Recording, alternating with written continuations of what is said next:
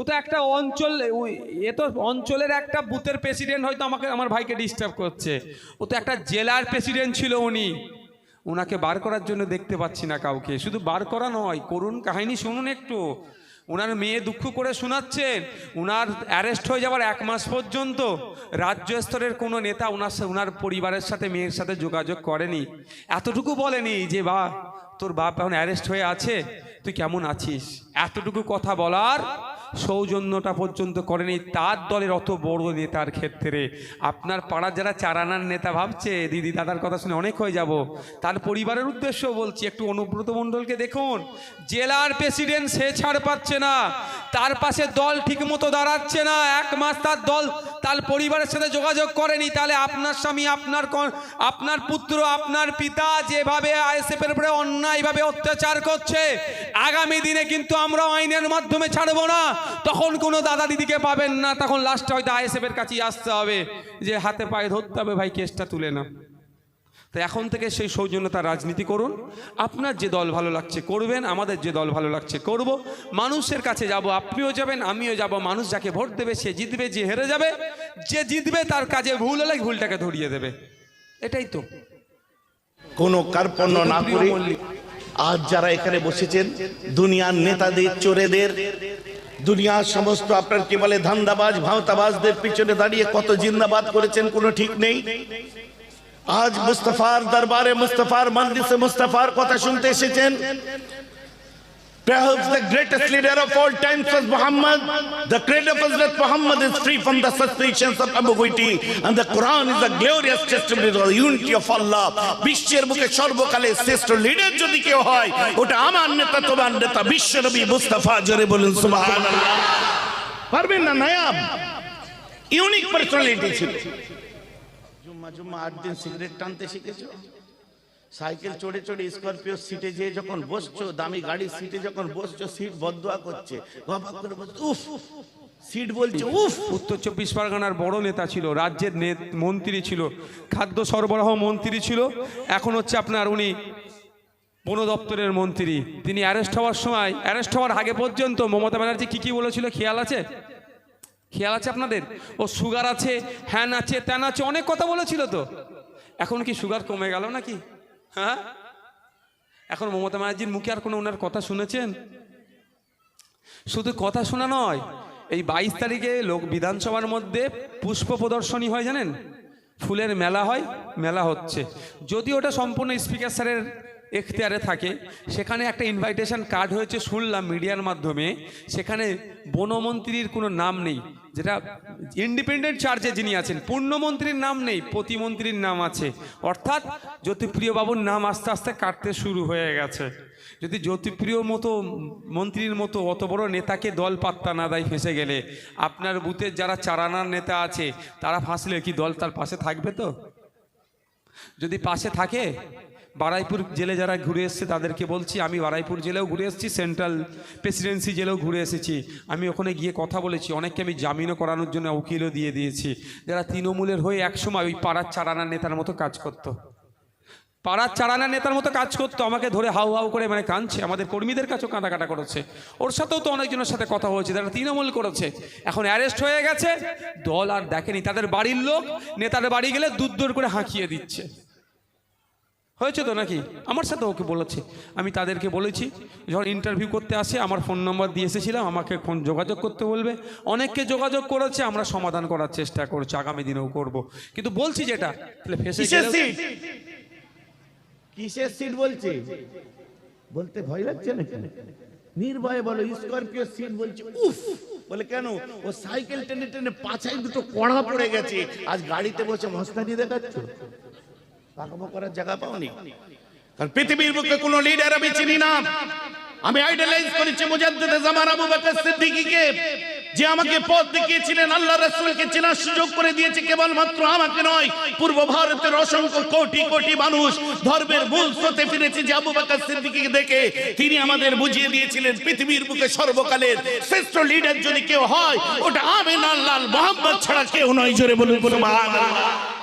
22 বছরে কোনোদিন আমার কথায় রাজনৈতিক কালার লাগাতে পারলে না, আজকে তোমার চুলকানি বেড়েছে, কুটকুটুনি বেড়েছে, তাই না?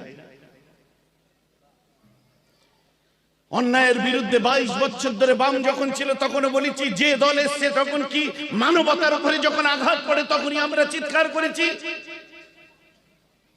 আর আজকে আমার কথাকে তোমায় রাজনৈতিক লাগবে কেন? কবে তুমি দেখেছিলে কোন দলের পিছনে আমাকে দৌড়াতে? যদিও আমার ব্যাপারে কেউ মন্তব্য তৃণমূল দল পাশে থাকবে না। দলের মহাসচিব মেরে পার্থ চ্যাটার্জি মহাশয়, দলের শৃঙ্খলা কমিটির চেয়ারম্যান পার্থ চ্যাটার্জি মহাশয় জাগো বাংলা পত্রিকার সাথে ভালোভাবে যুক্ত ছিল, আপনার বিভিন্ন পদে ছিল, তৃণমূলের গুরুত্বপূর্ণ পদে ছিল।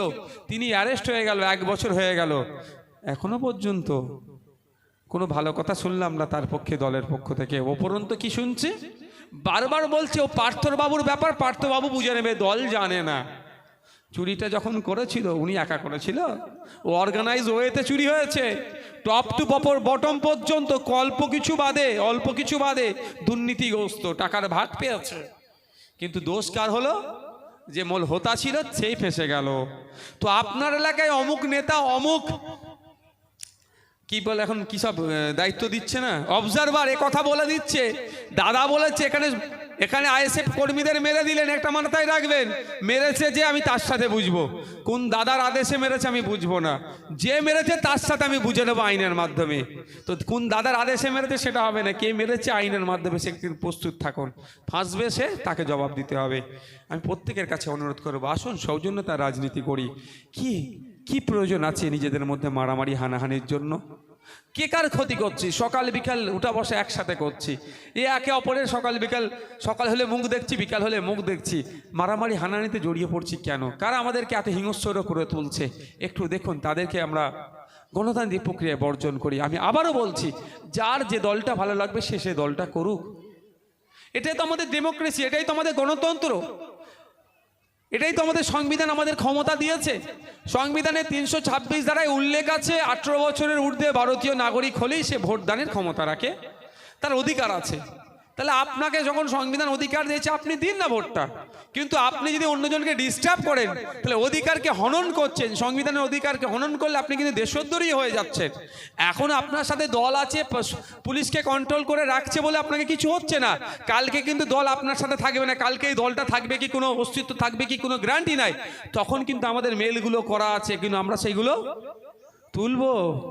ডায়েরি এখন কাজ হচ্ছে না, কাগজের ফাইল আমাদের রেডি করে রাখা আছে, ঠিক সময় বুঝে আমরা তুলবো। তখন কিন্তু আপনাকে আর কোনো পুলিশ, কোনো দাদা দিদি আপনাকে আর আইনের হাত থেকে বাঁচাতে পারবে না।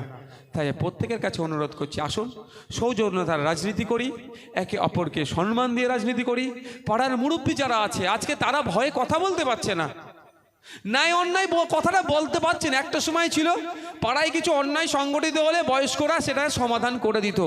আজকের ডেটে বয়স্করা বলতে গেলে বাবা মা তুলে এমন খিস্তি দেবে, শুনলে কান্দে রক্ত বার হয়ে যাবে খিস্তির চোটে।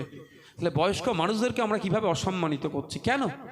তারা তো আমাদের পরিবারের সন্তান, আমাদের এলাকার সন্তান, তারা তো আমাদের গুরুজন, তাদেরকে সম্মানটা আমরা দিচ্ছি না কেন? আমাদেরকে সেগুলোকে আবার ফিরিয়ে নিয়ে আসতে হবে। ভাই অনেক বললাম, সকলে ভালো থাকবেন, সুস্থ থাকবেন। শেষ করবার আগামী 3টে বিষয় আপনাদেরকে বলি, আর একবার সজাগ করব যে দেখুন, আমরা আমাদের অধিকার পাচ্ছি না কেন? আমরা অনেক অধিকার থেকে বঞ্চিত। এই রক্তদান শিবির করা আমাদের কাজ নয়, রক্তের যোগান দেওয়া সরকারের কাজ। আমাকে রক্তের জন্য হন্য হয়ে ঘুরতে হবে না, ওটা রক্তের জন্য সরকার আমার জন্য প্যাকেট নিয়ে বসে থাকবে, রক্তের প্যাকেট নিয়ে, এটা সরকারের কাজ। কারণ মৌলিক অধিকারের মধ্যে স্বাস্থ্যের অধিকারের কথা বলা আছে। স্বাস্থ্য ব্যবস্থা সরকারকে ঠিকঠাক প্রোভাইড করতে হবে, দিতে পারছে না সরকার আমাদেরকে। আমি জানি না বলে আমাকে রক্তদান শিবির করে করতে হচ্ছে, বা আমাকে রক্ত দামে কিনতে হচ্ছে। রক্ত 2000-3000 কেন আপনি কিনবেন? রক্ত কেনা বেচা দুটোই কিন্তু অপরাধ হয়ে যাবে। তাই আপনাদের বলবো, এগুলো আওয়াজ তুলুন, রাষ্ট্রকে বলুন, রাজ্যকে বলুন, তুমি ভোটের সময় বলছো আমার সব করে দেবে, আমার যখন রক্তের প্রয়োজন হচ্ছে আমাকে কেন 3000 টাকা দিয়ে রক্ত কিনতে হচ্ছে? এই আওয়াজটা তুলুন। আমি আপনি অধিকার সম্পর্কে জানি না বলে আপনাকে আমাকে যে যা বুঝাচ্ছে বুঝে নিচ্ছে। আমি আপনাদের বলবো, অধিকার সম্পর্কে সচেতন হতে হবে। সংবিধান আমাদের কী কী অধিকার দিয়েছে সেটা আমাকে নিজেকে জানতে হবে। যদি আগামী কোনো দিন সময় পাই, আপনারা যেরকমভাবে সহযোগিতা করছেন, আমাদের পক্ষে তো আমাদের পার্টি ভাই তোলা তুলে তো আর চলে না। যদি সম্ভব হয় আমরা কিছু হলেও ভাঙড় বিধানসভায়, যদি আপনারাও এগিয়ে আসেন আমাদের সহযোগিতা করেন, আমরা ঐক্যবদ্ধ হয়ে ভাঙড় বিধানসভায় সংবিধান ও বিতরণের ব্যবস্থা করব যদি আপনারা আমাদের সহযোগিতা করেন। তারপরে বলবো, আমরা যারা আছি, ভারতবর্ষ একটা ডাইভার্সিটি, এটাই আমরা গর্ব করে সারা পৃথিবীকে বলতে পারি আমরা যে দেশে বসবাস করি, যারা ধর্মেতে বিশ্বাসী নয় তারাও এই দেশে মাথা তুলে বাঁচবে, যারা ধর্মতে বিশ্বাসী তারাও মাথা তুলে বাঁচবে। একদিকে পুজো হবে, একদিকে ঈদের নামাজ হবে। এটাই তো আমাদের ভারতবর্ষ, এটাই তো আমাদের কালচার। কেউ কাউকে ডিস্টার্ব করবে না। কিন্তু দেখুন আজকে কি হচ্ছে, ধর্ম পালনে ডিস্টার্ব হচ্ছে, কেউ কি খাদ্য খাবে তাতে ডিস্টার্ব হচ্ছে, অনেক বিষয়ে সমস্যা হচ্ছে। যেটা বলছিলাম, আমাদের ধর্মচরণের স্বাধীনতা সংবিধানের মধ্যে দেওয়া আছে।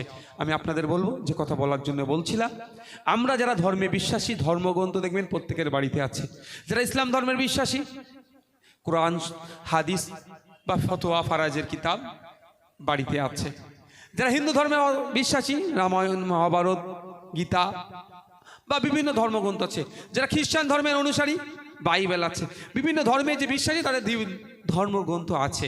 যেমন বাড়িতে রাখি, মাঝে মধ্যে আমরা সেটাকে অধ্যয়ন করি, সেটাতে জ্ঞান রেখে মানব জীবনে অ্যাপ্লাই করার চেষ্টা করি, ভালো মানুষ হওয়ার চেষ্টা করি। কারণ ধর্মগ্রন্থগুলো আমি মনে করি খারাপের কোনো বার্তা দেয় না, ভালোবাসার বার্তা দেয়, ঐক্যের কথা বলে, সম্প্রীতির কথা বলে, মানুষকে মানব সেবার কথা বলে। হয়তো সেন্টেন্স আলাদা আলাদা হতে পারে, হয়তো ব্যাখ্যাটা আলাদা করে দেওয়া আছে। প্রত্যেক ধর্ম দিনের শেষে শান্তির কথা বলে, মানবতার কথা বলে, কোনো ধর্ম হানাহানির কথা বলে না। তাই যে কথা বলছিলাম, আমরা ধর্মগ্রন্থ বলে বাস্তব জীবনে অ্যাপ্লাই করার যেমন চেষ্টা করি, আমি প্রত্যেককে অনুরোধ করব ধর্মগ্রন্থের সাথে সাথে আমরা আমাদের দেশের সংবিধানটাকেও রাখবো, সেটাও খুলবো, সেটাও পড়বো। আমাদের অধিকার কি আছে আমি নিজে জানবো। নওশাদ সিদ্দিকী বলছে কতটা সত্য কি মিথ্যা, ওটাও পরীক্ষা আপনাকে করে নিতে হবে। আপনাদের বাড়িতে একটা করে সংবিধান রাখুন, এ অনুরোধ আপনাদেরকে আমি করছি। আশা করছি আগামী দিন হবে। সাথে সাথে এটাও বলবো, আপনাদের সন্তানগুলোকে উচ্চশিক্ষায় শিক্ষিত করুন। আজকে আমরা শিক্ষার অভাবের ফলে আমরা আমাদের অধিকার থেকে বঞ্চিত হচ্ছি, আমরা জানতে পারছি না আমাদের অধিকার কি। আমরা যদি পর্যাপ্ত পরিমাণে আমাদের শিক্ষায় শিক্ষিত হতে পারতাম, তাহলে আমাদেরকে এই দিন দেখতে হতো না, আমরা আমাদের অধিকার বুঝে পেতাম। আমরা অধিকার থেকে বঞ্চিত হওয়ার অন্যতম কারণ হচ্ছে আমরা আমাদের অধিকার সম্পর্কে সচেতন নই, আমরা আমাদের অধিকার সম্পর্কে জানি না, আমরা অশিক্ষিত, আমরা শিক্ষায় কম, ফলে আমরা আমাদের অধিকারকে পাচ্ছি না। আমরা যে সমস্যায় পড়ছি, আমরাও যদি চাই আমাদের পরের প্রজন্ম এই সমস্যায় পড়ুক, তাহলে যেটা চলছে চলুক, ওই যেটা চলছে চলুক। আর